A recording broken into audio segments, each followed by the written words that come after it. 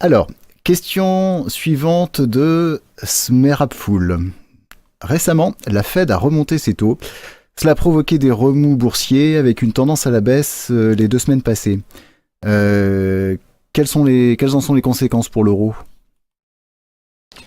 Alors, théoriquement, dans une économie qui marcherait normalement, une remontée des taux aux États-Unis devrait amener une dépréciation de l'euro par rapport aux États-Unis, enfin par rapport au dollar.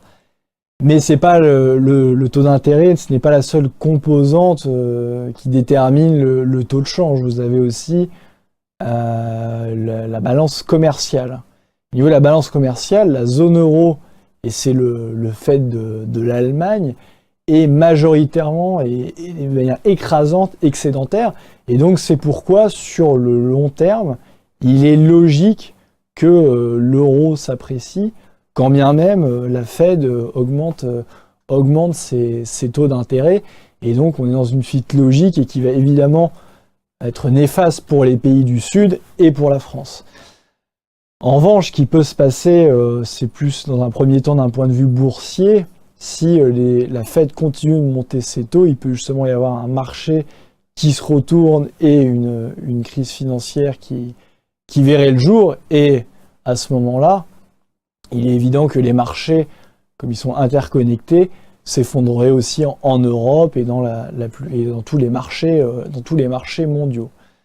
Ce qui peut aussi se passer, c'est que les États-Unis remontant ces taux, il peut y avoir aussi les banques centrales d'autres pays et la Banque centrale européenne qui remonteraient aussi ces taux, d'autant plus que si vous avez suivi l'actualité économique et financière, vous avez eu le ministre de l'économie espagnole, Luis de Guindos, qui est quasiment sûr, je crois que c'est même acté, qui va être nommé vice-président de la BCE. Il y a un renouvellement de mandat. Et comme il y a souvent un équilibre, un vice-président du Nord avec un président du Sud et vice-versa, comme là il y a un vice-président du Sud, le président de la BCE risque d'être un président du Nord. Et celui qui est pressenti, c'est l'actuel président de la Bundesbank, la Banque centrale d'Allemagne, Jens Weidmann. Et lui, il est évident que c'est un orthodoxe au niveau économique et monétaire, de même d'ailleurs que son homologue espagnol.